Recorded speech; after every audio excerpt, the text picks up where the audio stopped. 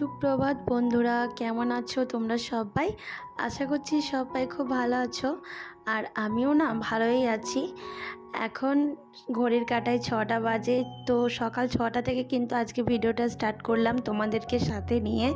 তো অন্যান্য দিনগুলো কি হয়, 6টা থেকে ভিডিওটা আমি স্টার্ট করতে পারি না, আমার অনেক কিছু কাজ থাকে। তো আজকে একটু তাড়াহুড়োর মধ্যে ক্যামেরাটা অন করলাম। জানি না কেন মনে হলো যে সকাল সকাল ঠান্ডা ঠান্ডা ওয়েদার আছে। দেখবে গরমকাল হলেও সকাল টাইমটা একটু হালকা হালকা হাওয়া দেয়, ঠান্ডা ওয়েদার থাকে। তো ওই জন্য ভাবলাম যে তো ক্যামেরাটা অন করি, কিছু কিছু কাজ তোমার সঙ্গে শেয়ার করি। তো আমি বিছানাটা তুলে নিয়েই রান্নাঘরে চলে যাব। আর রান্নাঘরে এখন মানে ভাত তরকারি করব এখন। তো সেটা তোমাদের সঙ্গে শেয়ার করা হবে না, কারণ এখন তো তোমাদের দাদাভাই অফিস যায়, তো খুব তাড়াহুড়োর মধ্যে থাকে, তাই একটু ক্যামেরাটা শ্যুট করলাম। সেরকম কিছুই দেখাতে পারবো না, তো যেটুকু পারবো আমি দেখাবো অবশ্যই। তো যাই হোক, বিছানাটা আগে গুছিয়ে নিই, কারণ বাসি বিছানা না এভাবে পড়ে থাকলে সংসারে অমঙ্গল হয়। মানে অনেকক্ষণ টাইম যদি বাসি বিছানা আমরা না তুলি, বাসি ঘর না মুছি, তো শুধু ঝাঁট দিয়ে রেখে দিই, তাহলে এটা কিন্তু একদম অমঙ্গল হয়। তাই আমার মনে হয় তাড়াতাড়ি বাসি বিছানাগুলো তুলে ফেলাই ভালো। তো এখন দেখো, জানলাগুলো আমি খুলে দিচ্ছি, যেহেতু যতই রোদ বাইরে ঝলমলে আসুক কিন্তু গরম লাগে, তবুও মানে জানলা খোলাটা দরকার, কারণ ঘরের ভেতরে আলো বাতাস না ঢুকলে একবারই ভালো লাগে না। তাই আর কি জানলা খুলে দিলাম। আর বাবু কি করছে দেখতে পাচ্ছ, মানে একবারে আমার পিছু পিছু ঘুরছে, মানে দুষ্টুমি তোর শেষ নেই। তো যাই হোক, এখন অনেকটা পর ক্যামেরা অন করেছি, তোমাদের দাদাভাই কিন্তু ডিউটি চলে গেছে, তারপরেই আবার ক্যামেরাটা অন করলাম। তো বেরিয়ে যাওয়ার পর ওকে টাটা করে দিলাম, আর এখন ঘরটা ঝাঁট দিয়ে নিচ্ছি। এই টুকটাক কাজকর্ম সেরে তারপরে আবার রান্নাঘরে ঢুকতে হবে। এক হাতেই সব সংসার সামলাতে হচ্ছে। সকাল 6টা থেকে দুপুর 2টো অবধি আমি কি কাজ কি করি না করি সমস্তটাই তোমাদের সঙ্গে শেয়ার করব।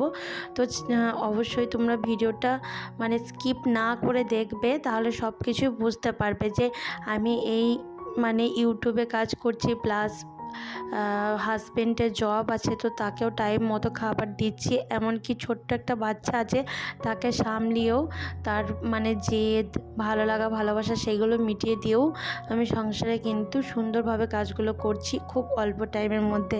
তো সেটাই তোমাদের সঙ্গে শেয়ার করব, চলো দেখতে থাকো, অবশ্যই সমস্ত কিছু বুঝতে পারবে। তো এখন কিন্তু ঘড়ির কাঁটায় 8টা বেজে গেছে। তো এখন বাবুকে কিছু খাইয়ে নেবো। আর সকাল টাইমটায় ওকে ওই 6টা থেকে 7টার মধ্যে কিছু খাওয়ানো হয় না, ওই টুকটাক ওর বাবা অফিস যেতে যেতে যেটুকু খায় সেটুকুই আর কি। মানে ওর বাবার হাতে একটু না একটু খাবার খেয়েই যায়। আর ওর বাবা তো ছেলেকে খুব ভালোবাসে, ছেলে অন্তঃপ্রাণ। তাই যখন ডিউটিতে যায় বাবুকে 2-1 গ্লাস ভাত খাইয়ে দেয়, বা যদি কখনো মুড়ি টিফিন করে তো সেটাও খাইয়ে দেয়। ছোলা বাদাম এসব তো খাই, তো এইগুলো খাইয়ে দেয়। তো ওই টুকটাকই খেয়েছে। আর এখন ভাবলাম যে মানে ঘড়ির কাঁটায় 8টা বেজে গেছে, তো বাবুকে খাওয়ানোর টাইম হয়ে গেছে, তাই ভাবলাম যে ওকে চিড়ে মেখে দিই। আর আমাদের এখানে না আমগুলো ভালোই পেকে গেছে, আর বাজারে কিন্তু খুব পাকা আম পাওয়া যাচ্ছে, তাই ওই কয়েকটা আম নিয়ে এসেছিলো। তো ওই আমটাই কেটে বাবুকে আর কি চিড়ে দিয়ে মেখে খাইয়ে দিলাম। তো যাই হোক, এখন ওকে খাওয়ানোর পর আমি রান্নাঘরে চলে এসেছি, কারণ সকাল থেকে আমারও মানে পেটে কিছু পড়েনি, তাই চা করলো মনটা। আর চা না খেতে পারলে সকালবেলাটা দিনটা শুরুই যেন ভালো করে হয় না, কি জানি কি অভ্যাস হয়ে গেছে, একবারই চাটা আমি ছাড়তে পারছি না। জানি না কি অভ্যাস হয়ে গেছে, আমি চায়ে মানে সারাদিন আমাকে যদি খাবার দাবার নাও দেয়, তবুও আমাকে যদি চা দিয়ে রাখে, তো আমি চা খেয়েই দিন কাটিয়ে দিতে পারবো, এরকম একটা আমার ব্যাপার। আমার চা খুব খুব প্রিয় একটা খাবার, মানে দুধ চা। আমি র চা খেতে পারি না, দুধ চা, মোটা করে দুধ চা দিয়ে হালকা মিষ্টি থাকবে, খুব বেশি না, তো খুব ভালো লাগে আমার। তো সারাদিন খাবার দাবার না দিলেও চলবে, শুধু চা দিয়ে রাখলেও আমি খেতে পারবো। তো যাই হোক, এখন দেখো বাজার থেকে আগের দিন চিংড়ি মাছ এনেছিল, তো ওই চিংড়ি মাছগুলো ফ্রিজ থেকে অনেকক্ষণ আগেই আমি বার করে দিয়েছিলাম 6টার সময়। তো তাড়াহুড়োর মধ্যে সেটা তোমাদের সঙ্গে শেয়ার করা হয়নি, কিন্তু এখন দেখো বেছে নিচ্ছি। এটাই শেয়ার করলাম। তো এই বড় চিংড়ি মাছ কিন্তু বাছতে খুব একটা টাইম লাগে না আমার কাছে, তাই আমি বেছে নিলাম। আর খুব একটা টাইম লাগেও নি, ওই 9টা-10টার মতো আজকে করব, আর বাকিটা রেখে দেবো। আর আমার বাবু না চিংড়ি মাছটা বেশ ভালোবাসে খেতে অন্যান্য মাছের থেকে, তাই একটু বেশি করেই নিলাম। এই যে দেখো, এইগুলো বেছে নিলাম, আর এইটুকু রেখেছি, এইটুকু কিন্তু আমি ফ্রিজে রেখে দেবো, তাও একটা কৌটোর মধ্যে ভরে।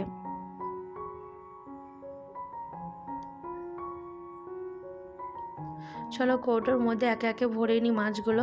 আর মাছগুলো কিন্তু খুব তরতাজা ছিল, একটা মাছও নষ্ট ছিল না, খুব ভালো ছিল মাছগুলো, বেশ শক্ত শক্ত ছিল আর ভালোই বড় ছিল এই মাছগুলো। আজকে ভাবছি মাছ দিয়ে চিংড়ে মাছ দিয়ে পটল চিংড়ে রান্না করব। পটল এনেছিল বাজার থেকে, তো পটল চিংড়ে রান্না করব। এই যে কথা মতো আর কি সবজিও কাটতে বসে গেলাম। তো অনেকটাই বেজে গেছে, আমি তো টুকটাক খাবার খেয়ে নিয়েছি আর বাবুকেও খাইয়ে দিয়েছি, আর তোমাদের দাদাভাই তো অফিস চলে গেছে, তাই ভাবলাম যে এখন তো আমি একবারই ফ্রি, তাহলে টুকটুক করে এবার রান্নাগুলো করে নিই। তো আমার মাঝে মাঝে কি মনে হয় জানো তো, যে ক্যামেরাতে যতটা তোমরা দেখছো যে পার্ট বাই পার্ট দিদিভাই কাজ করছে, কত সুন্দর তাড়াতাড়ি হয়ে যাচ্ছে, কিন্তু না, এই কাজগুলোর পেছনে আমার প্রচুর পরিশ্রম থাকে, আর এই কাজগুলো করতে কিন্তু আমার অনেকটাই টাইম লাগে। তাই মাঝে মাঝে এই নিজের ভিডিওই যখন চালিয়ে দেখি না, তখন মনে হয় সত্যিই যদি এত তাড়াতাড়ি কাজগুলো করতে পারতাম কতই না ভালো হতো, কত হাতে আমার টাইম থাকতো, আমার মানে পরিবারের লোকদের সঙ্গে ভালো মন্দ কটা কথা বলতে পারতাম, তাদের সঙ্গে কোথাও ঘুরতে যেতে পারতাম, তাদের মনের ইচ্ছাগুলো পূরণ করতে পারতাম, বাবুকে নিয়ে সারাদিন খেলা করতে পারতাম, ওকেও একটা সুন্দর পরিবেশ দিতে পারতাম। এই সমস্ত কিছুই কিন্তু মনে হয় যে সত্যি এত মানে ক্যামেরাতে অনেক কিছুই যারা দেখায় সব কিছু কিন্তু রিয়েল হয় না, আর ক্যামেরার বাইরেও কিন্তু অনেক আলাদা জগৎ আছে, সেটা আমার, তোমার, তোমাদের সবার কিন্তু ক্যামেরার সামনে একটা জগৎ, আর ক্যামেরার বাইরে কিন্তু একটা সম্পূর্ণ আলাদা জগৎ। আমরা কিন্তু আমাদের সংসারে অনেক কিছুই ঘটে থাকে, কিন্তু কেউ সেটা সোশ্যাল মিডিয়াতে আনে, কেউ আনে না। তো বেশিরভাগ জনই মানে সমাজে কি বলবে, লোকে কি বলবে, হাসবে, জানবে, তাই সংসারের নিন্দা বান্দা কিন্তু ক্যামেরার সামনে অনেকেই আনে না। কিন্তু প্রতিনিয়ত তাদের সঙ্গে খারাপ কিছু ঘটছে বা ভালো কিছুও ঘটছে, ভালোটা যখন ঘটে তখন কিন্তু সবাই সামনে নিয়ে আসে, কিন্তু খারাপটা কখনোই নিয়ে আসে না। তাই বলছি, ক্যামেরার সামনে আর একটা জগৎ, আর ক্যামেরার বাইরে আর একটা জগৎ। সব কিছুই কিন্তু ক্যামেরার সামনে যেটা দেখো সেটা কিন্তু সবসময় সত্যি হয় না, সবার ক্ষেত্রে বলছি।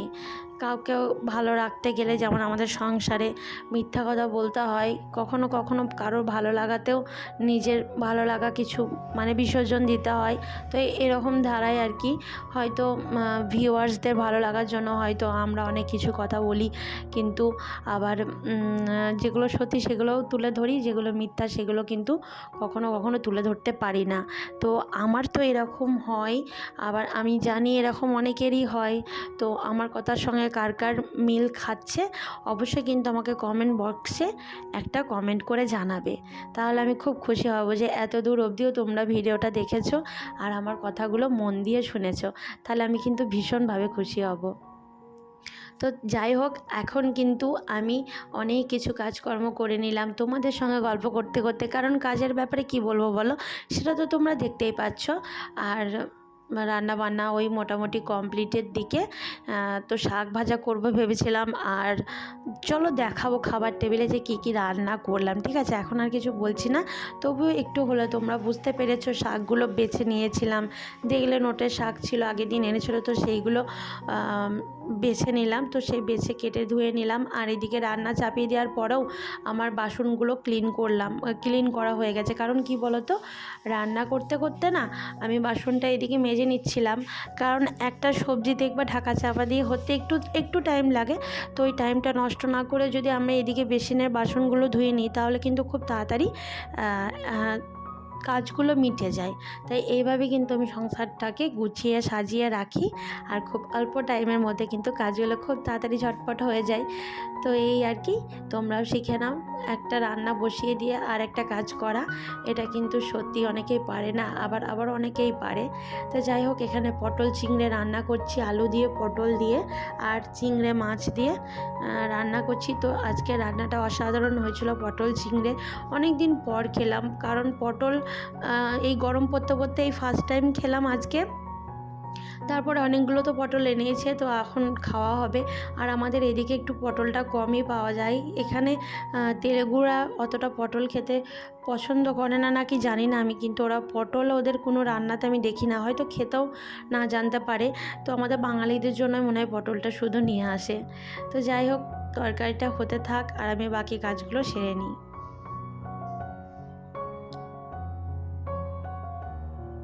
রান্নাবান্না প্রায় কমপ্লিট, এখন ঢাকা দিয়ে রেখে দিলাম এখানে। আর এই জানলা দিয়ে ভীষণ পরিমাণে ধুলো আসে, তাই আমি মানে ওই খাবার ঢাকা দিয়ে রাখি, সঙ্গে সঙ্গে রান্না করার পরই ঢাকা দিয়ে রাখি।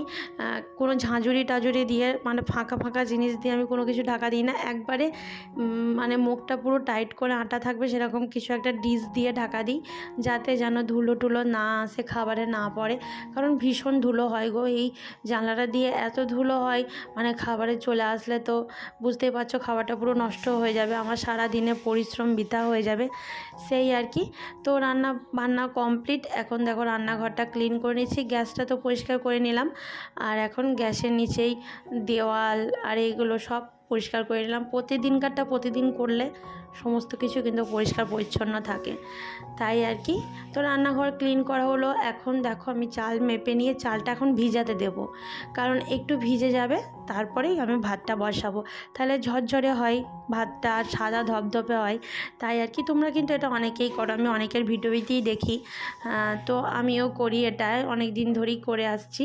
তো যাই হোক, এই যে দেখো ঢাকা দিয়ে রেখে দিলাম। আর এখন এবার সার্ফ কাচতে যাব, অনেকগুলো সার্ফ বাকি আছে কাচা, এই যে দেখো। তারপরে সার্ফ কাচার পর ঘর মুছে তারপর আমি স্নান করতে যাব। আর এখানেও কিন্তু আমার ছেলে আমার পিছন ছাড়ছে না, মানে আমি যদি একটু, ও যদি দেখে না যে মা একটুও জল ঘাঁটছে, মা জল নিয়ে করছে, তো আমি তো কাজেই করি জল নিয়ে, অকাজে তো করি না। আর ঠিক ও কোথা থেকে চলে আসবে ঠিক আমার সঙ্গে, মানে জল ঘাঁটাঘাঁটি করতে করতে। তবু ভগবানের ইচ্ছায় ও এত জল ঘাঁটে, কিন্তু বলতে নেই, ঠান্ডা জ্বর কাশি এইগুলো একটু গিয়েছে, আগে ছোটোবেলায় খুব হতো, কিন্তু এদানিং একটু বড় হয়েছে তো, 3 বছর এই 4 বছর হলো বয়সটা। তো আমি দেখতে পাই যে এখন একটু একটু হলেও শরীরটা একটু ভালো যাচ্ছে, আগে তো খুবই একদম হতো। তো যাই হোক, অনেক গল্পই করলাম, এখন দেখো স্নান করতে চলে যাচ্ছি, তারপর আবার কিছুক্ষণ পর তোমাদের সঙ্গে দেখা হচ্ছে। স্নান করে চলে এসেছি বন্ধুরা, এখন পুজো দেওয়ার জন্য ফুলও তুলে নিয়ে এসেছি গাছ থেকে, আর আমি দেখো পুজোটা দিয়ে নিচ্ছি। আর এই পিঙ্ক কালার আর এই হোয়াইট কালার জবাটা কিন্তু পুরো গরম অবধি, এতদিন যতদিন আমাদের এদিকে সম্ভবত সব সময় গরমই থাকে।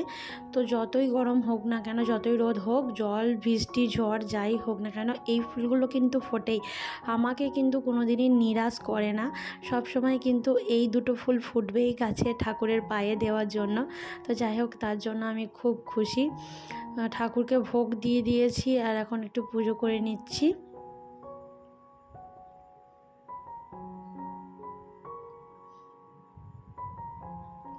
তো একটা কথা বলি, তোমরা যখন আমার ভিডিওটা সম্পূর্ণ যারা দেখো, আমি সেটাও বুঝতে পারি, আর যারা দেখো না সেটাও আমি বুঝতে পারি।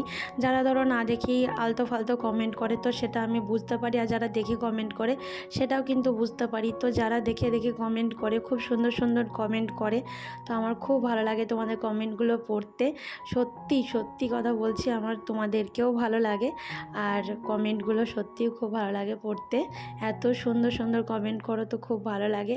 এখন দেখো আমি বাইরের তুলসী মন্দিরে জল ঢালতে এসেছি, আর এটা স্নান করে আমার প্রতিদিনকার কাজ ঠাকুর পুজো করা, প্রত্যেকটা মেয়েরই হয়ে থাকে, আমারও তাই।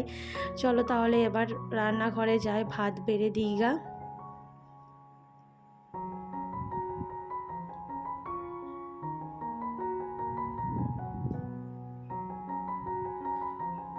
ভাত বাড়তে চলে এসেছি। ভাতের সঙ্গে রয়েছে শাক ভাজা, আর দেখো পটল ভাজা রয়েছে, আর কয়েকটা চিংড়ে মাছ ভাজা। কারণ যেহেতু এটা আমার ছেলের খাবার, আমার ছেলে চিংড়া মাছের তরকারি খেতে পারবে না, ঝাল যা থাকে, তাই চিংড়ে মাছ ভাজা দিয়েছি। আর এটা তোমাদেরকে দেখানোর জন্য যে কেমন হয়েছে তরকারিটা, তাই এটা দেওয়া ছেলেকে। এটা আলু পটল চিংড়ে মাছের তরকারি। দেখো কত সুন্দর কালার এসছে। কালারটা কিন্তু অসাধারণ, যেমন দেখতে হয়েছে খেতেও কিন্তু অসাধারণ হয়েছে। তো এই ছিল আজকে মেনু। চলো আজকের ভিডিওটা এই অবধি। যদি কোনো অংশ ভালো লেগে থাকে অবশ্যই লাইক করো, পাশে থেকো, সকলকে ভালো রেখো, তোমরাও ভালো থেকো।